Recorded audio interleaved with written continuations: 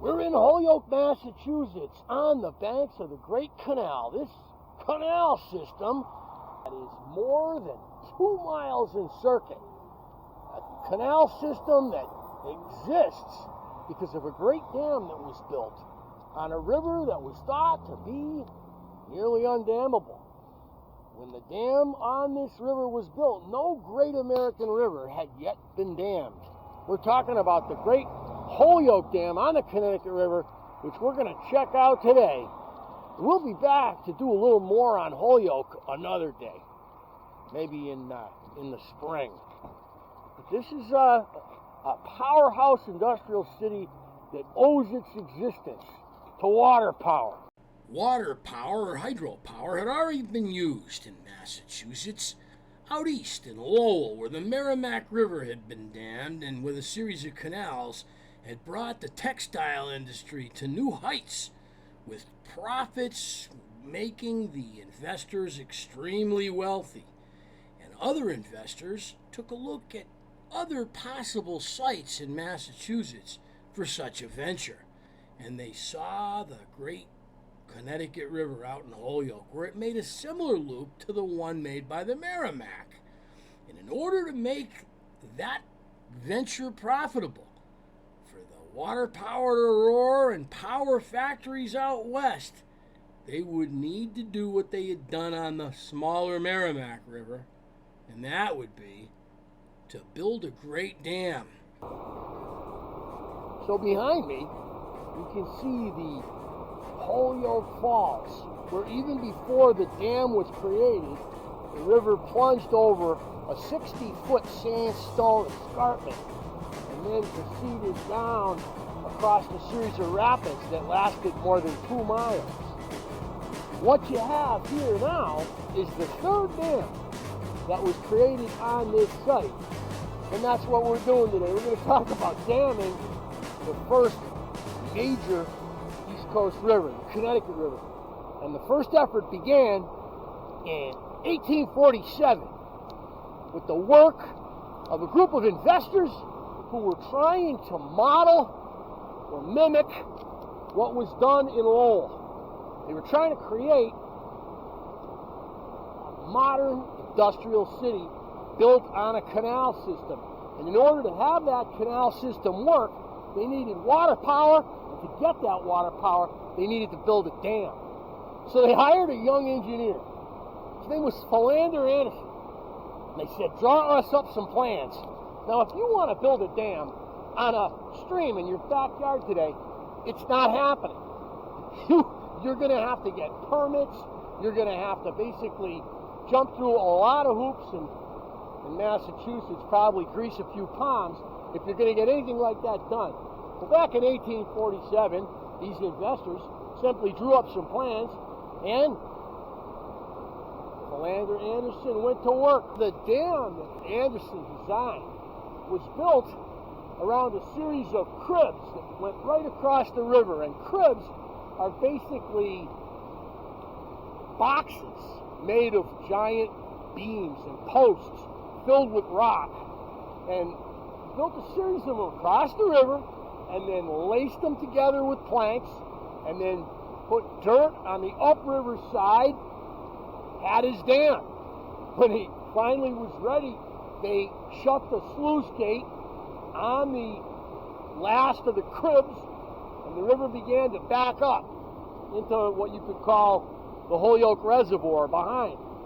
As the river backed up, it went dry down below, and you can imagine the scene as hundreds of local people standing in amazement as the water retreated, went out onto the rock and gravel fields looking for arrowheads, looking for whatever they could find, because this had been a very popular place for the native people to fish for thousands of years, trying to catch the shad and the salmon and the herring that came up this river. They still come up this river. So basically, the people of Holyoke and the people of South Hadley and the people of Springfield are out in the river looking. Now, did I say Holyoke? Because that wasn't Holyoke yet. That was West Springfield's North Parish. So the people of the North Parish of West Springfield, the people of Hadley, and the people of Springfield were out here looking for whatever they could find as the waters of the river retreated, and we had nothing but gravel flats and sand flats and stony outcroppings. Well, the river backed up, and it backed up, and it backed up, and as it got to the very top of Anderson's Dam, the whole thing let loose, and a wall of water went rushing down the river. Luckily, nobody was killed. The whole community scrambled to the banks as that wall of water carrying timbers and cribs went rushing down towards Springfield. So if you build a dam and it doesn't work, what do you do next? You build another dam. Nobody got in any trouble, even though people had to flee from their lives from the flood water. Nobody got in any trouble at all. Ed Anderson went back to the drawing board. And this time, he used stronger cribs, and he rooted them to the bedrock below. And he put massive planks on the upstream side. Didn't really worry about the downstream side. The result was a dam that held. Imagine that. The dam was successful. And Anderson was happy because the canal system on the other side of the river sprang to life, and Anderson got his paycheck, and the investors made money as factories sprung up around that canal system that this dam made possible.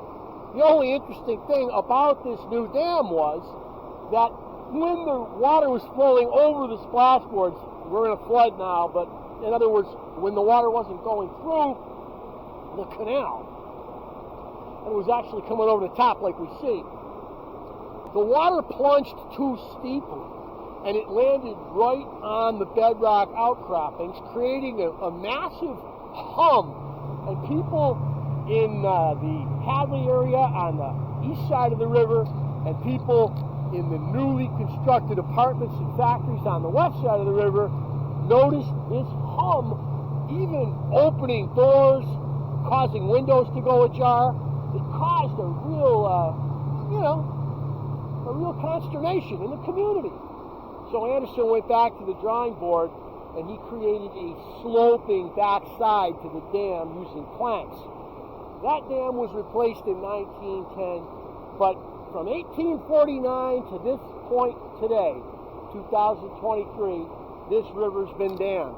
And for many of those years, there was no way for the anadromous fish, shad, salmon, herring, alewives, to get around this dam. Eels were able to slither up the sides when the water was low, but the other fish couldn't do it until the 70s when they put a fish elevator in on the other side, which is really cool. But how neat is it to see the Connecticut River in flood stage just roaring away here in late December of 2023 with the city of Holyoke gleaming out there.